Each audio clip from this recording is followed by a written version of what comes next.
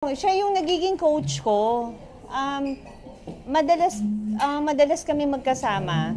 So, minsan, ate, gantong oras free ako. Workout tayo. Okay.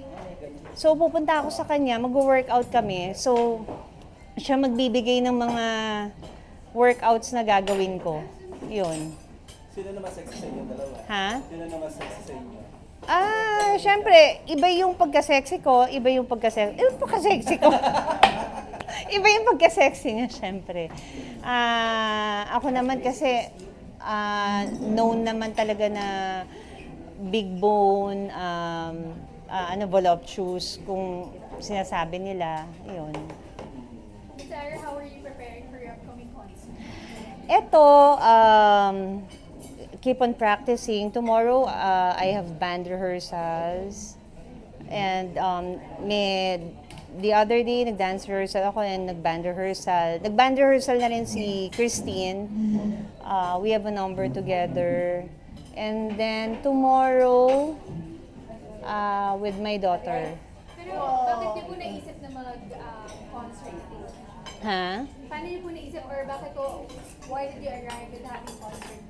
Well, yun nga, gusto kong sa mga tao na first love ko talaga ang singing. So, gusto ko rin i-share and i-remind sa mga tao na ito yung, binabalikan ko yung first love ko na I had an album before, naka 3 albums tayo, and then I signed again sa Star Music. Naglabas kami ng anniversary album. Ni-remastered lahat ng mga songs ko from my first and second album. And then naglabas ng remix ng Ay Ay Ay and Oops Teka Lang. And my single now is yung We Were Meant to Be na kinompose ni Martin Rivera. May bago po kayong kasama?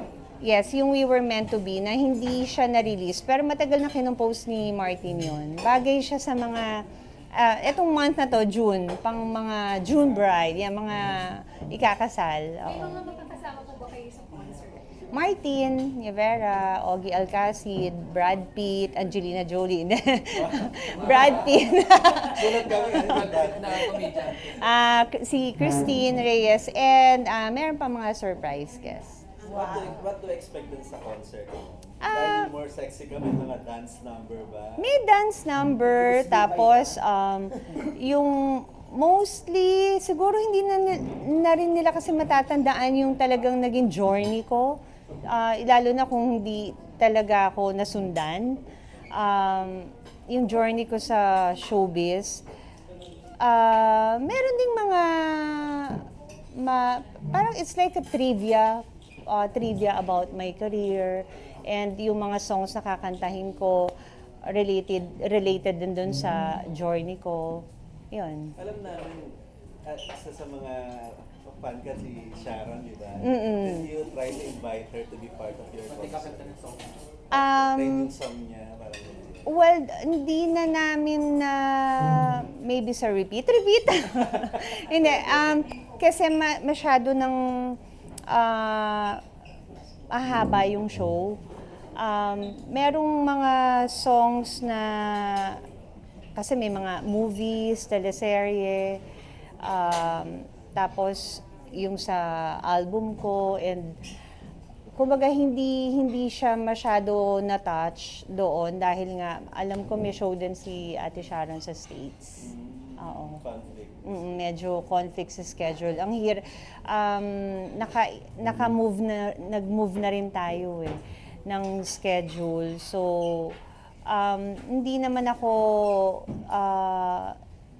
nalulungkot or something kasi for sure magkakaroon pa rin ako ng show na pwede kong makasama si Ate Sharon. Nung nakaraan po na press con, binanggit niyo na mayroon kayong talento dito na ipapakita na hindi pa po namin nakikita.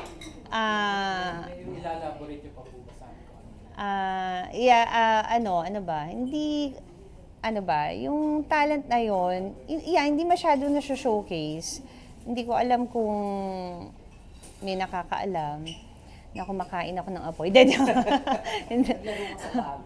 Naglaro sa baga, movie ko yun . Siguro, there's one number lang na I want to showcase one thing, one talent na kinalimutan ko. Oo. Yun. Yun So, ang makikita namin. oo, yeah. Hindi, para naman pati kayo ma-surprise. Hindi na. Pero aral talaga napansin namin, pag akit mo talagang parang beauty-beauty mo makikita. Oh, wow. Sa Thank sexy you. body na. Thank you. Ano ba yan? Parang may limit na ba? Ay, na hindi ka natatanggap ng sexy roles in spite of your sexy Ah, figure. kung tatanggap pa akong sexy role, hindi ko alam kung anong pagpapasexy pang gagawin ko kasi nagawa ko na yata lahat. At talagang graduate ka na doon. Parang graduate na ako siguro doon. Parang nakakahiya naman sa mga gumagawa ng mga sexy films ngayon. Parang, di ba? Na-apply niyo po yung sa paglaki ko gusto mo porn star, yung sinasabi niyo po. Oo. Kumbaga parang yung movie na yon parang nagtitrain na kami ng mga bago, di ba? O parang inaano na lang namin yung, pinapasa na namin yung corona namin pagdating doon. Yun. Clarify lang, Aras. Yung concert is all about your singing career, not your... My entire career. My entire 30 years. So, kumbaga parang napili ko lang mag-concert to showcase it.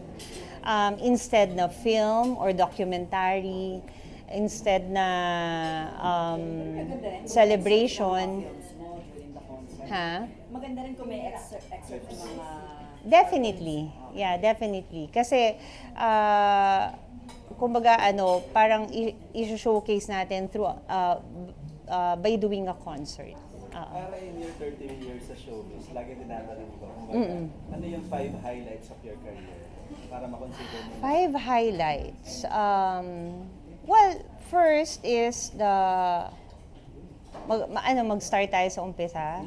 Kung saan nabuo ka bilang Ara. Top Yung 5 lang. pag-launch sa akin sa That's Entertainment.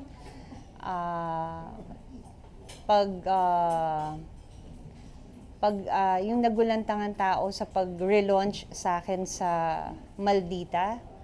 Because from teeny bopper, naging biglang sexy siren o ano bang tawag, sex goddess.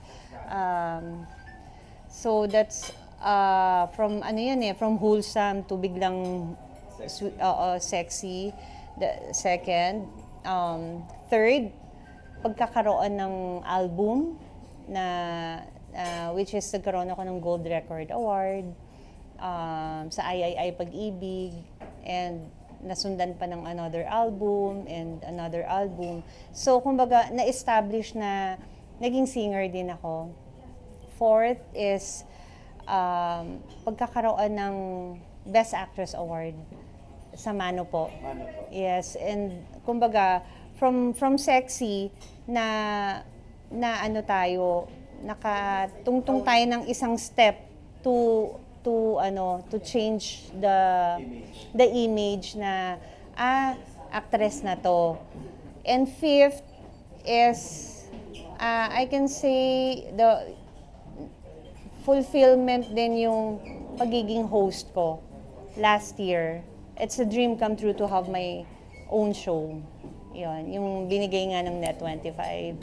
And I have, tapos this year, nagkaroon din ako ng podcast. Conversation.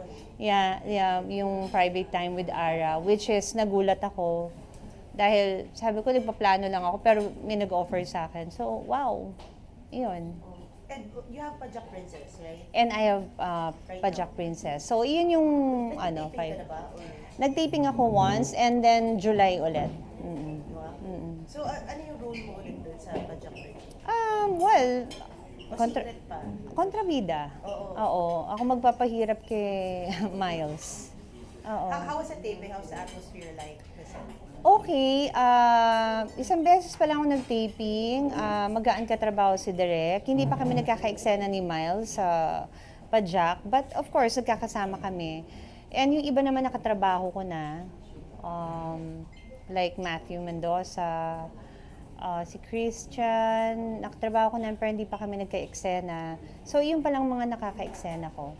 So, ang attack ko dito, kontrabida na pa-comedy attack. So, medyo ano yun, challenging din for me. Kasi sanay ako sa kontrabida na pang teleserye na drama.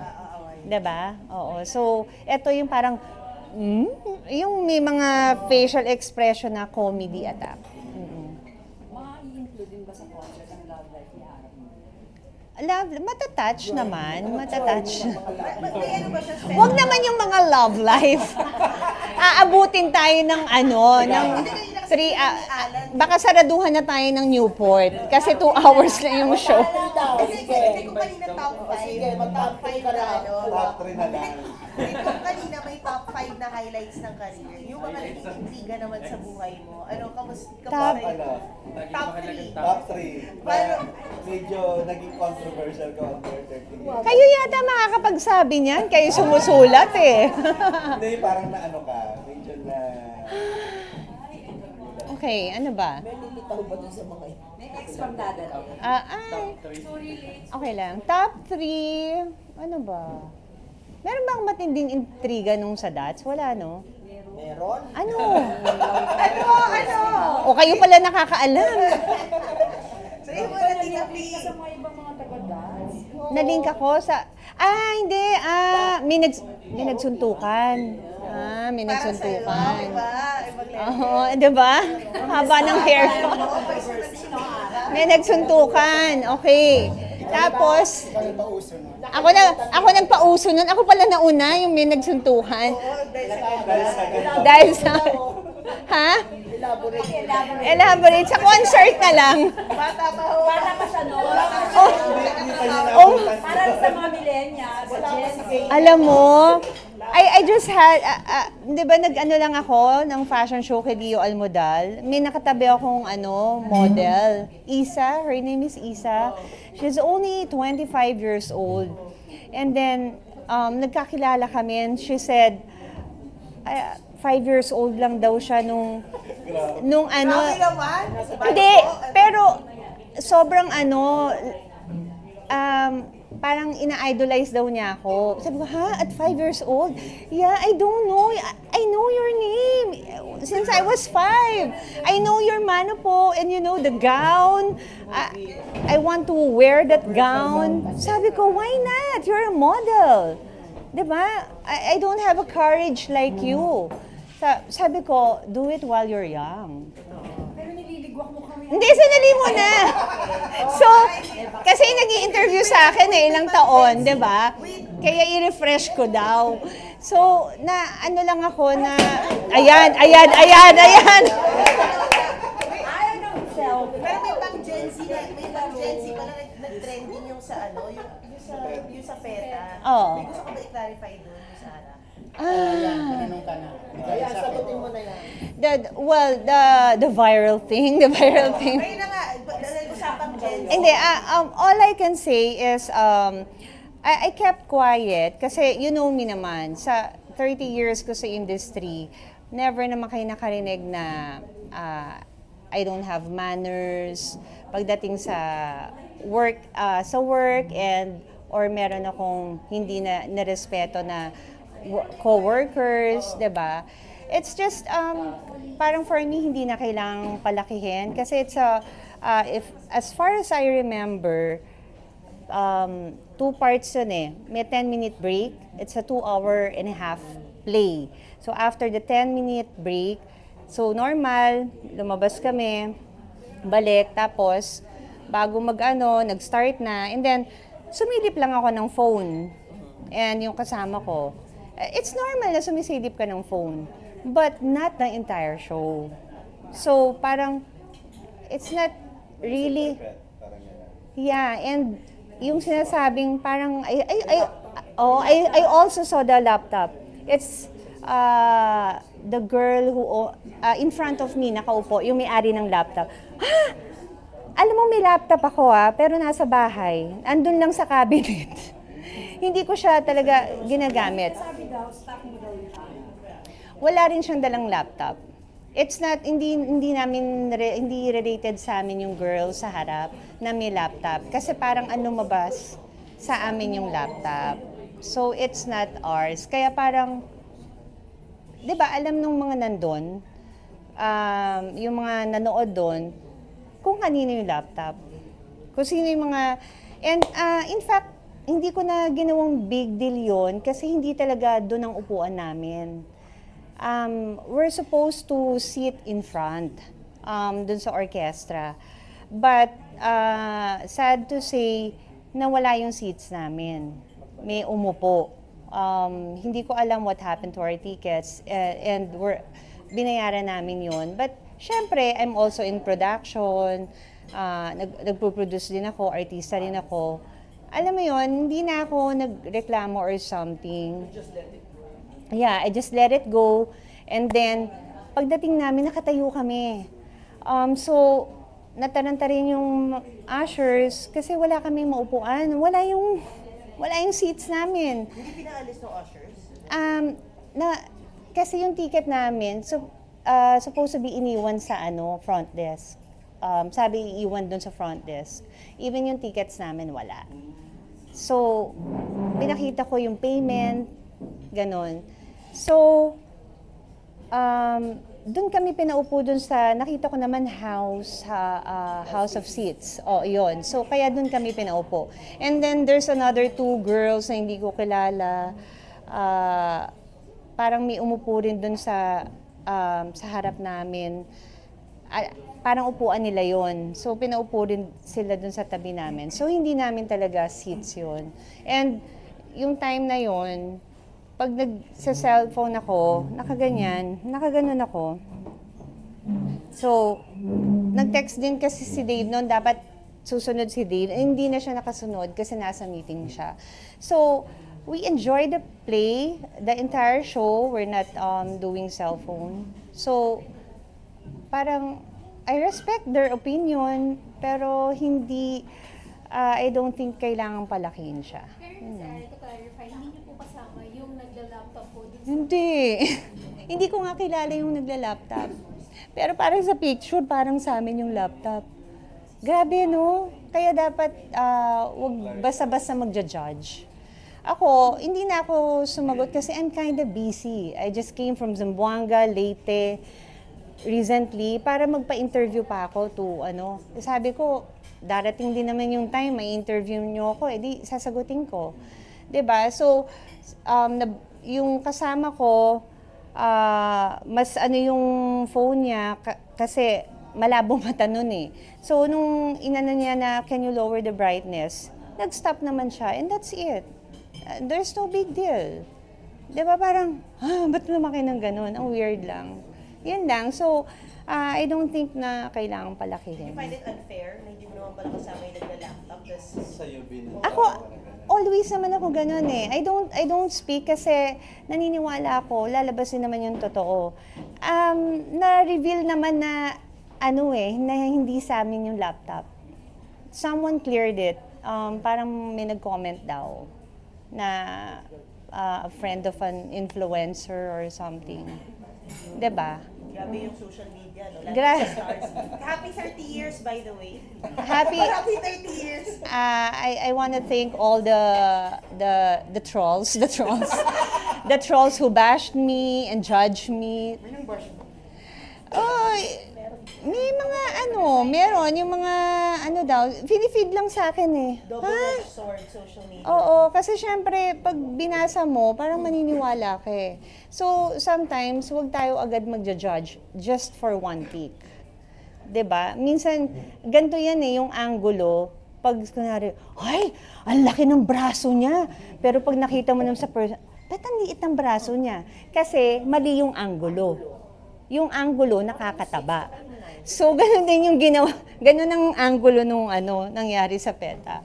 Na parang sa amin yung laptop at naiba rin yung angulo. So, huwag na natin palakihin. No, 'di ba? Yeah, ako nga, kami nga nawalan ng seats pero hindi ako nag-rant or something because I understand the production, I respect the co-actors. Kasi actually nanood ako ng to support our friend, si Jay Gonzaga. Kasi kasama namin sa Probinsyano. Nagkahiwalay nga kami, sila Direk Roel nga at saka Angel andun sa side. Kasi alam ko magkakahilera kami, magkakatabi kami. So, 'di ba? So, Ang last na tungtong ko sa PETA, Rock of Ages pa. Excited nga ako manood, tapos Tagal na. ganun pa yung... But you would never do that. Yung habang may play, magkaano. No naman. But, no naman. Kasi I enjoyed. 2 hours and a half yung play. Normal lang sisilipin mo. Siyempre, baka sabihin ng asawa ko, ba't hindi ako sumasagot? Na hindi na siya makakasunod. 'Di ba? Kasi sabi ko, binili na kita.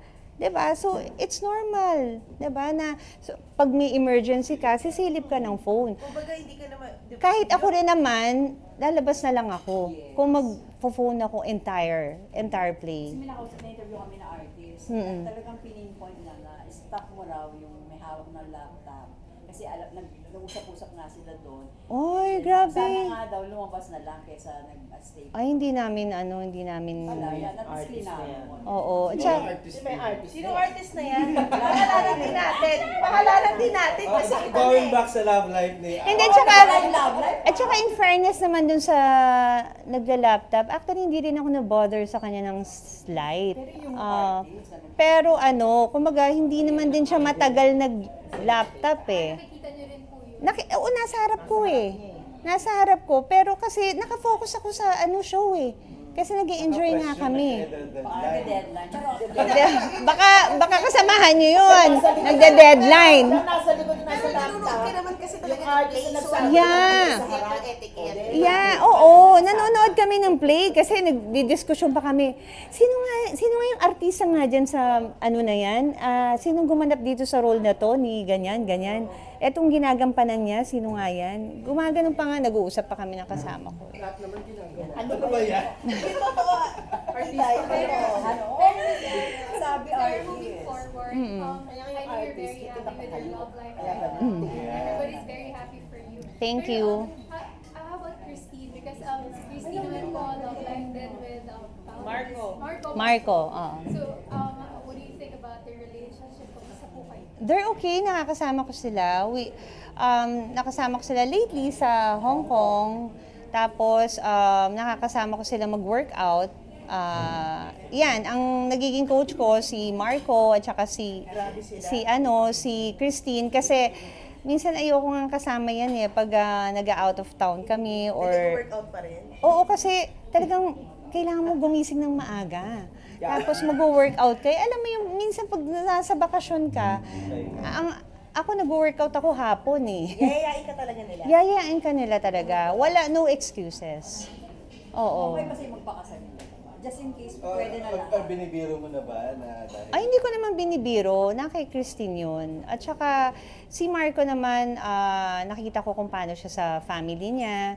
And close din si Christine sa family ni Marco. And ang masasabi ko lang, kung seryoso talaga si Marco sa kapatid ko, why not, 'di ba? Basta mahalin niya yung sister ko. Pero hindi naman sila nagmamadali. Lalo na si Christine, coming from, 'di ba, sa failed marriage, hindi rin ganun kadali yun. Pero you're still protective of Christine when it comes to making decision about marriage because you're... I give advice, pero malaki na rin siya, malaki na yung miniature ni Christine compare before, at saka mas closer kami now than before. Mas personalan na yung usap namin about life. Hindi yung parang mababaw. Ito talagang deep conversation na, ate, kasi yung ganito sa gusto ko, ganyan, yung about our future. Hindi na kayo nagkakatampuhan? Hindi na. Wala na. Sa religion, magkaano ka na? Ano lang niya, kakabaptize lang ulit. Yeah, sa religion, kasi si Dave Catholic, diba? So, ako naman, before ako magpakasal kay Dave, Christian. So, ini-invite din naman niya ako sa church niya. Wala namang problema sa akin.